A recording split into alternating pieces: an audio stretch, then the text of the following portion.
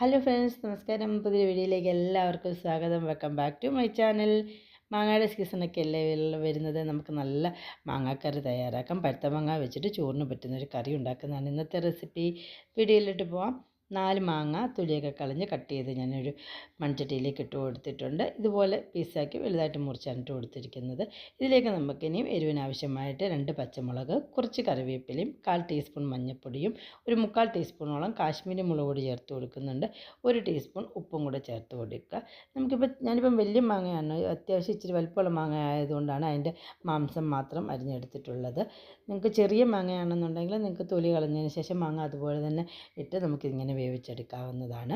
വേവിക്കാനായിട്ട് ഒരു 1.5 കപ്പ് വെള്ളം കൂടെ ചേർത്ത് കൊടുക്കുന്നുണ്ട്. ഇതിനൊരു അടപ്പ് വെച്ച് അടച്ച് നമുക്കൊരു 6 മുതൽ 7 മിനിറ്റ് സമയം മതിയാവും. മാങ്ങ നല്ലതുപോലെ വെന്ത് കിട്ടും.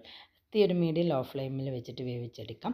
നാടൻ മാങ്ങ, ചെറിയ മാങ്ങകളൊക്കെ നമുക്ക് കിട്ടുമല്ലോ, അങ്ങനെയുള്ള മാങ്ങകളൊക്കെ നമുക്ക് ഈ കറി തയ്യാറാക്കാൻ ഉപയോഗിക്കാവുന്നതാണ്. ഇനി അത് വെന്ത് കിട്ടുമ്പോഴത്തേക്ക് നമുക്ക് അതിൻ്റെ അരപ്പ് തയ്യാറാക്കാനായിട്ട് ഒരു 3/4 കപ്പോളം തേങ്ങ തിരുമ്മിയതിന് എടുത്തിട്ടുണ്ട്. ഇതിലേക്ക് ഒരു 1/4 ടീസ്പൂൺ നല്ല ജീരകമാണ് ചേർത്ത് കൊടുത്തിരിക്കുന്നത്. ഒരു 4 ചെറിയ ഉള്ളിയും കൂടെ ഇട്ട് കൊടുത്ത് അല്പം വെള്ളം ഒഴിച്ച് നല്ലതുപോലെ പേസ്റ്റായിട്ട് അരച്ചെടുത്ത് വെക്കാം.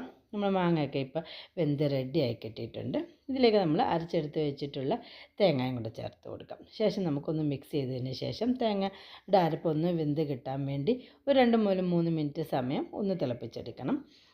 നാരുള്ള മാങ്ങ, അധികം ഇച്ചിരി പുളിയുള്ള മാങ്ങയാണെങ്കിലും കുഴപ്പമില്ല, നമുക്കിതുപോലെ ഈ കറി തയ്യാറാക്കാനായിട്ട് ഉപയോഗിക്കാം. ചില മാങ്ങ പഴുത്ത് കഴിഞ്ഞാലും ചെറിയ പുളി കാണും.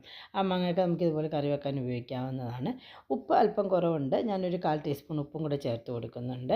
നമ്മുടെ കയ്യിലിരിക്കുന്ന ഉപ്പിൻ്റെ രസത്തിനനുസരിച്ച് വേണം ഉപ്പ് ചേർത്ത് കൊടുക്കാൻ. ശേഷം നല്ലതുപോലെ ഒന്ന് ഇളക്കി യോജിപ്പിച്ച് 2-3 മിനിറ്റ് ഇപ്പം ആയിട്ടുണ്ട്. നല്ലൊരു കറി ഇപ്പം റെഡിയായി കിട്ടിയിട്ടുണ്ട്. നല്ല പെർഫെക്റ്റായിട്ട് ഈ ഒരു കൺസിസ്റ്റൻസിയിൽ, ഈ ഒരു കൊഴുപ്പിൽ എടുത്താൽ മതിയാവും. ഇനി താളിക്കാനായിട്ട് ഒരു 2 ടേബിൾ സ്പൂണോളം വെളിച്ചെണ്ണ ഒരു പാത്രത്തിൽ ഒഴിച്ച് കൊടുത്തിട്ടുണ്ട്.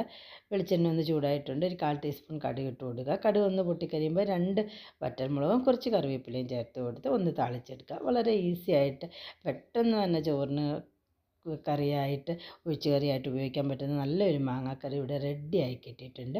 എല്ലാവരും ഉണ്ടാക്കി നോക്കണം. അഭിപ്രായങ്ങളും നിർദ്ദേശങ്ങളൊക്കെ ഒന്ന് കമൻറ്റ് ചെയ്യണം. എൻ്റെ വീഡിയോ ആദ്യമായിട്ടാണ് കാണുന്നുണ്ടെങ്കിൽ, സബ്സ്ക്രൈബ് ചെയ്തിട്ടില്ലെങ്കിൽ എൻ്റെ ചാനലൊന്ന് സബ്സ്ക്രൈബ് ചെയ്ത് ലൈക്ക്, ഷെയറും കമൻറ്റും ചെയ്ത് സപ്പോർട്ട് ചെയ്യണം.